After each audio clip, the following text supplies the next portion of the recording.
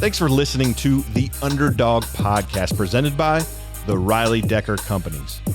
Please do us a favor and help us change and improve lives by subscribing and giving us a rating on the platform of your choice. Thank you. Well, today we have a special guest, Marques Colston. Welcome to the Underdog podcast. Good to be here. Marques, there was a lot of places to enter in. A lot of people know you as a Super Bowl champion, but more importantly, like when I look at like Kobe Bryant, or we talking to like John Wooden, what do you do with Coach Close was talking about John Wooden. When the ball goes flat, what do you do, right? And now you're a strategist, speaker, entrepreneur. A lot of people, as mentioned, know you as a Super Bowl champion, Hall of Famer for the Saints, so on and so forth. But I can't wait to get into your story, and super blessed to have you, my man. No, it's an honor to be here, and definitely looking forward to this conversation. I love the platform that you guys have built, and love what you're about. Yeah, I took one of your quotes. You said 1% chance of success, and I am it. I think that's a great point, because a lot of people say, what is an underdog, right? Well, in sports, an underdog is, you have less odds, according to maybe Vegas, or, less odds from the media to win a game, right? In life, it can be someone that has circumstances in their life that are working against them, socioeconomic or different things that might not give them an ability, or working against them to overcome that. Can you go into, like you said, that quote that you had 1% chance of success and you did it? Yeah, absolutely. I mean, it's really in reference to my football journey, but it expands into a lot of different areas of my life. The odds of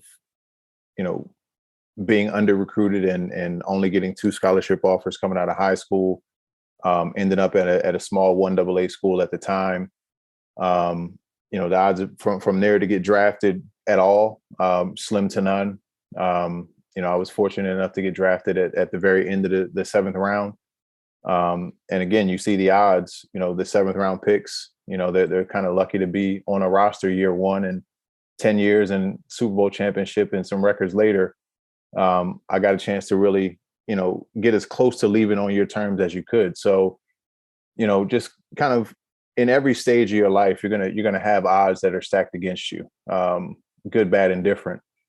And those odds can account for a lot of things. The one thing that they can't account for is who you are. And that's kind of been really at the core of every step of my journey is, yeah, the skill sets and the technical things that I can do are one thing, but my competitive edge has always been, continuing to be who I am, authentic to who I am. And because of that, it allows me to go out and execute in a different way. And that becomes my competitive advantage. Yeah. And you talk about irrational confidence. Did you have, stemming into, how you help, be an entrepreneur today, you advise business, you coach, you speak, do many, many different things, multifaceted, unbelievable talent. But you talk about irrational confidence. Does that stem from, kind of that underdog approach of, you've, like you said, you parlayed not being, the most highly recruited high school student athlete, then to Hofstra, right? Then to 7th round. Then it's, well, what are you going to do with the Saints? Now all of a sudden, you lead the organization in receptions and yards, and then you're a Hall of Famer. Would you say you just parlayed that chip on your shoulder, that underdog, moment, and now you're using that irrational confidence as the balls come flat? At 110%. I mean, it's really a function of who I am at this point. My journey, I always talk about it in this way. My journey is not possible without believing in something that you can't see, and, believing in something that people tell you is not possible. But it's also not possible. My journey doesn't happen without, people in my corner to support me when there was no upside to supporting me. People that were there, when things didn't look great. People that were there just for the sake of being there because they had a love or an affection for me. And when you can have that combination of the right support that's there for the right reasons, and you truly believe in this thing that I call a North Star, you think you can put a vision out there that's so crystal clear that you can touch it and feel it today. And it gives you an ability to really, as you're chasing it down, it allows that vision that you have to stay front of mind. And that's what allows you to navigate, the naysayers, navigate the odds that aren't in your favor, and, continue to move forward in a way that, you know, the odds of you getting there, you kind of understand the odds are slim to none, but you know that if you stop at any point, it's never going to happen. So you just got to continue to move, put one foot in front of the other, kind of build your process in a way that your confidence starts to come from your preparation and your process. Right. And as you continue to stack one day on top of the other, 1 month, 1 year after the other, your confidence, that irrational confidence, builds because you've put in the work, and you can feel yourself getting, inching step by step closer to that end goal and that destination. Yeah, you say, it's not how you get there, it's what you do when you get there. And I think when you do get there, what you do is you create separation, in your mind, and you use that throughout your life. Once again, now into what you're doing after football. Can you kind of go, what is, those that are listening, they hear that, right? They say, oh, it's probably Kyle or Marques. That's so easy for you to say, or something like that, right? It's not how you get there, but it's what you do when you get there. But now you're giving them a tangible nugget, what I call a knowledge nugget, of creating separation as your mindset. Can you go into how maybe someone listening, right? You're coaching them, you're leading them, you're speaking to them. How do they create separation, in their mind of whatever they're focused on?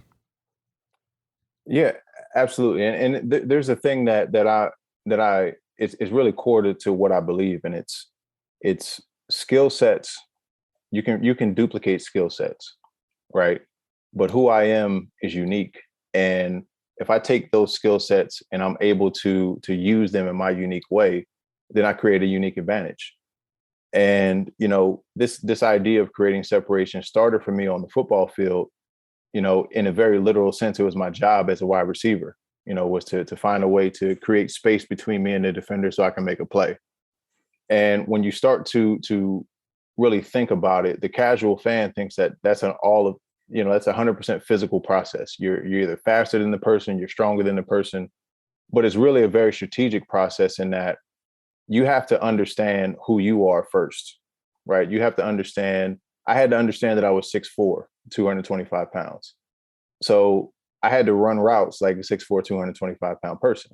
If I went out and tried to run like the little 5'8" speed guys, I wouldn't have been successful. I wouldn't have been able to walk in the best and highest use of my abilities, right? So it starts with understanding who you are first and foremost, which allows you to formulate a strategy that you can win, right? From there, you got to understand what the landscape is that you're facing. You got to understand the opponent. In my case, it was the defender right in front of me, but it was also this defensive scheme that, they're kind of built within as well. So when you start to break down the X's and O's, you really start to understand that it's all strategic positioning. And that's really the way that I was able to come out of Hofstra as a left wide out for 4 years that never played in the slot, never played on the right side of the field, and go into a situation at the highest level and be able to learn how to play different positions against the best competitors in the world, because it's all strategic positioning. Yeah. So what I hear, like you said, self-awareness at the beginning of like just being self-aware, pressing pause no matter in business and life and sports, but being self-aware of your strengths or weaknesses or what you're trying to accomplish. Then you say, that allows you to develop a strategy to potentially win. And I think that's really, really, good mindset there. One thing I saw, Marques, is what you're doing now, with NFL Players Inc. and what you did, what Drew Brees said about you, the most selfless teammate. Dan Dalrymple, strength coach, who's a good friend of mine, who coached me in college, coached you in the NFL. We're definitely not the same athletes. Just want to throw that out there. You're unbelievable, and I was a 4-string quarterback. But anyway, Dan Dalrymple, God bless you. But they all say you're selfless, right? How does that work? Not just, people saw that or heard Drew Brees talk about that. How do you be selfless in a business setting, in life? Like, what are maybe some things, because that's a big core component of you as a person and what you've done in life. Like, when they say the word selfless, how do you institute that in other platforms outside of sports? No, it's very interesting because I've never, that wouldn't be the first word that I would use to describe myself.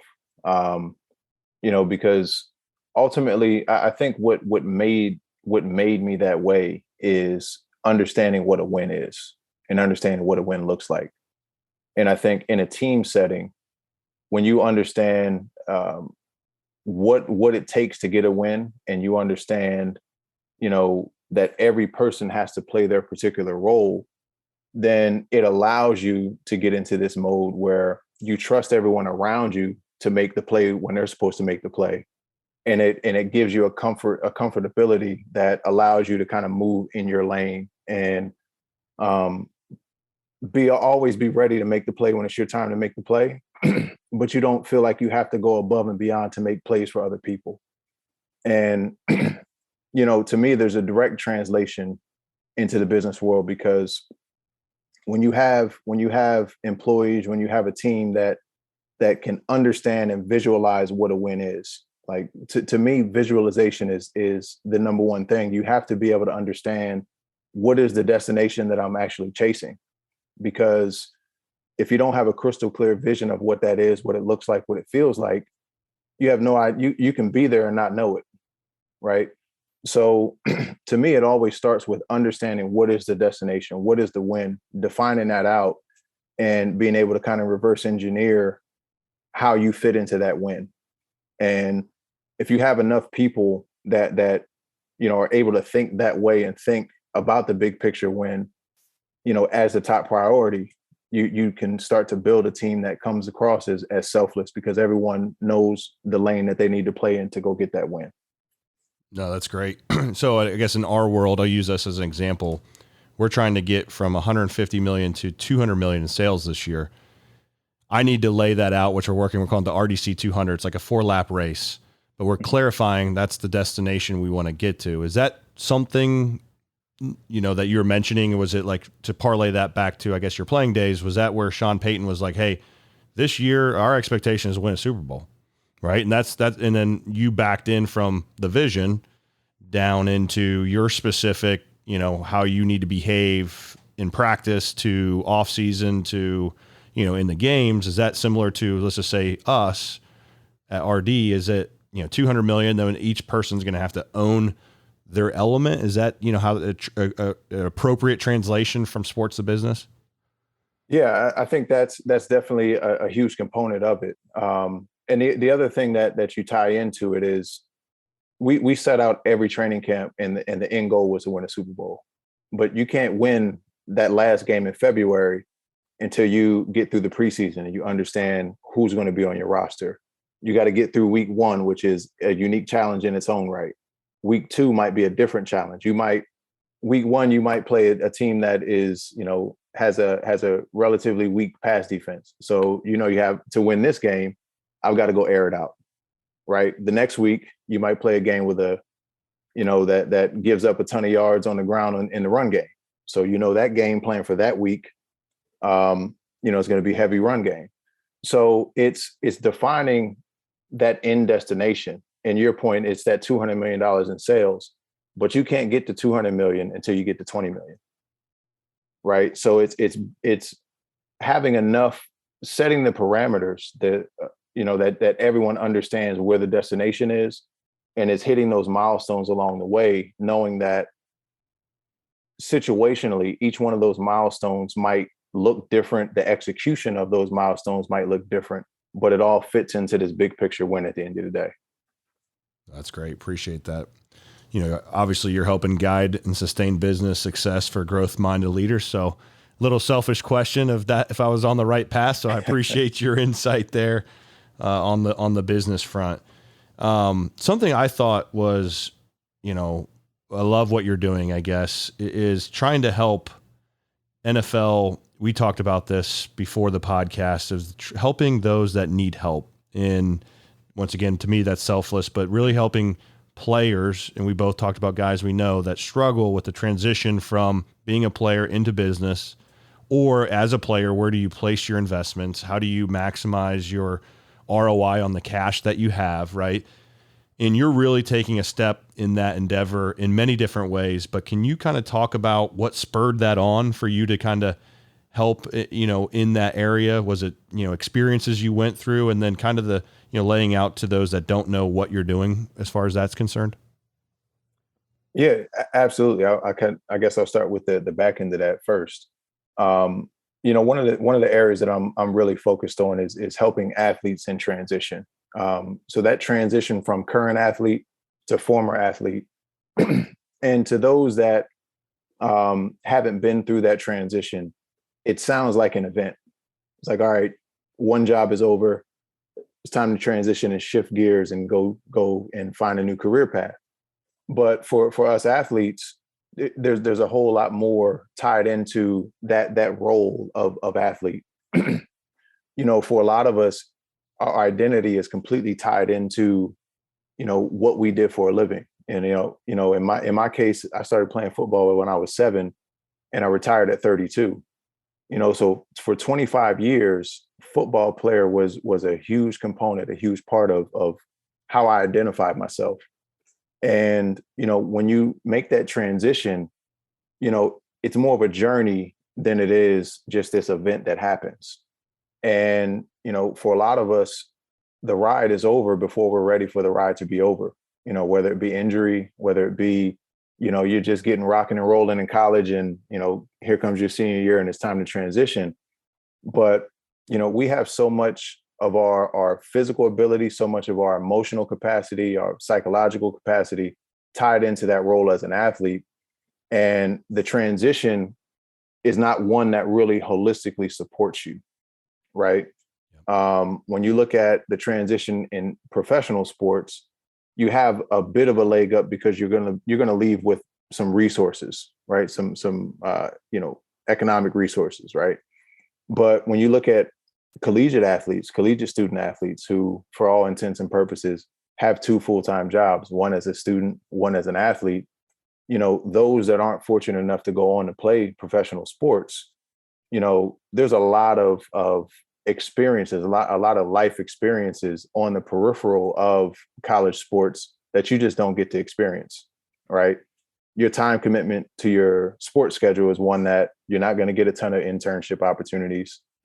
You're not going to get a ton of those personal development and those social development opportunities.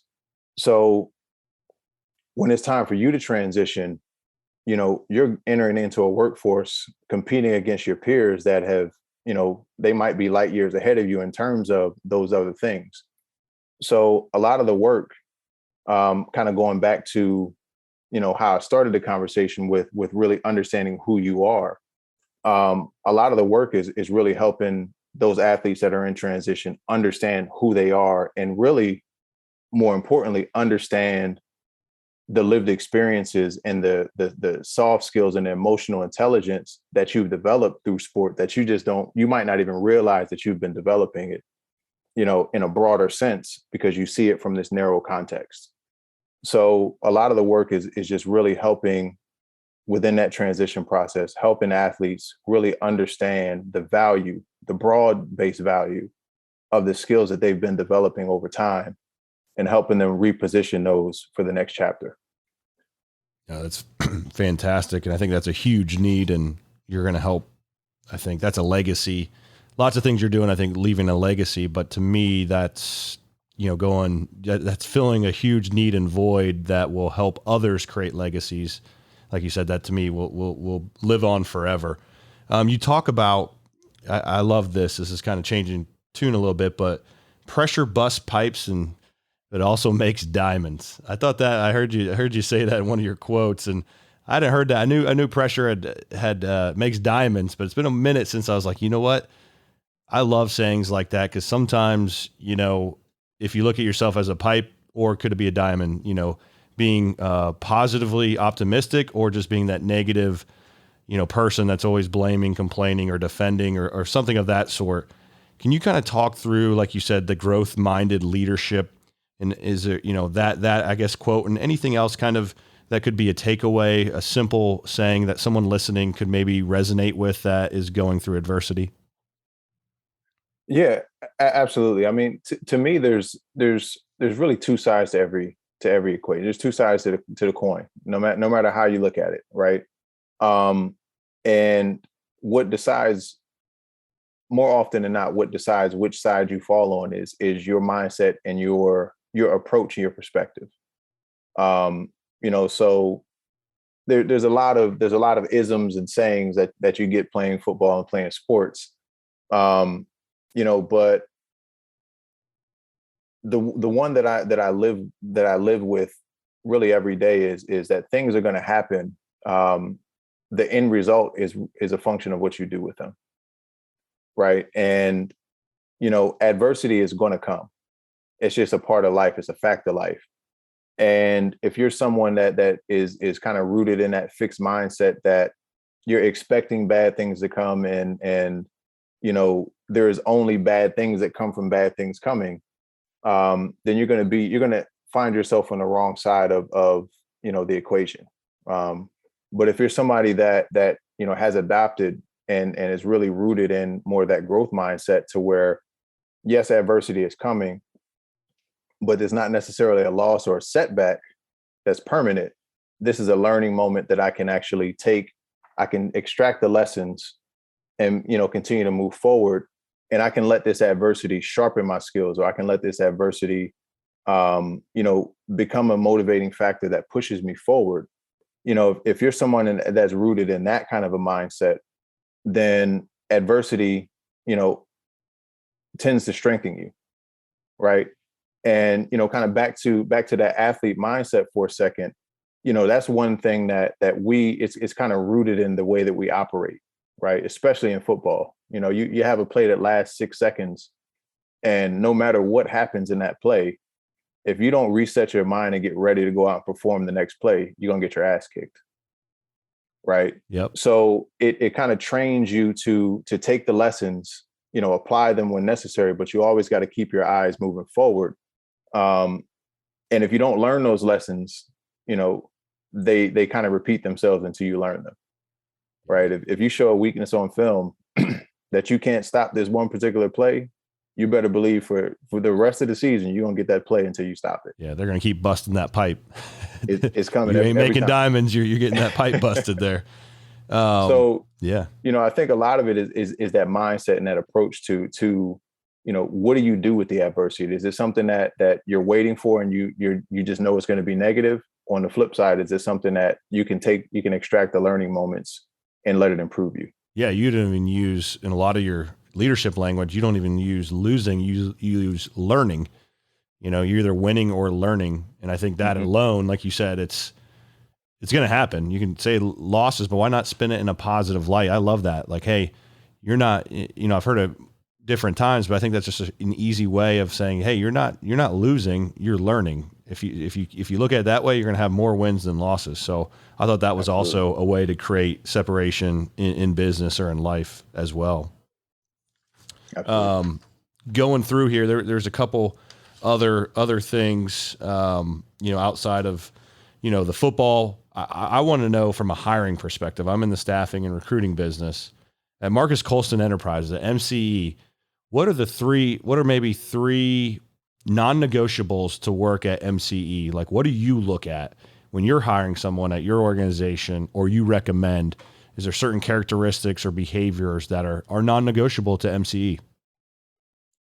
Yeah, absolutely. I mean, there are a handful of values that as an individual and as a company, they are non-negotiable. One is you've got to have leadership qualities. You don't necessarily have to be a leader, but you've got to want to lead in an innovative way, lead with curiosity, and you have to be able to accept leadership at the same time. Another quality that we look for is just the pursuit of excellence, not perfection, but the pursuit of excellence. Because they sound very similar on the surface, but when you really dig into them, the thing that has driven my career to this point has been this process orientation, not a results orientation. So the process of pursuing excellence, is something that's really important to us. and you got to have resilience, because again, there's adversity is coming, whether it be personal adversity, in the business, there's a bad quarter right around the corner that you may or might not know about. And you've got to be able to have the resilience and that growth mindset to, again, extract the lessons, so that, when that next quarter comes around or that next cycle comes around, you now have the ammunition to go out and, be able to move the business and move the process forward in a way that's going to drive success. Yeah. Hopefully I help someone out that's listening, that if Marques has open recs or open jobs at MCE, now you guys know what you need to do. You better be verbalizing that, or it better be showing on the resume, more importantly in the body of work. But I do think, pursuit of excellence and having resilience, I think so much now from my standpoint is when adversity or an event happens, how do you overcome that with your response for a more, probable, favorable outcome? I think that's so big in life and in business. So that's fantastic. What is, as we come to the conclusion, excuse me, what is the future for you and your enterprises and the different things you do? What is the next thing that you're working on, or different things you're trying to expand? Yeah, so one of the things that I'm looking to get launched here, hopefully in Q2, is this athlete transition platform that I'm calling Athlete 2.0.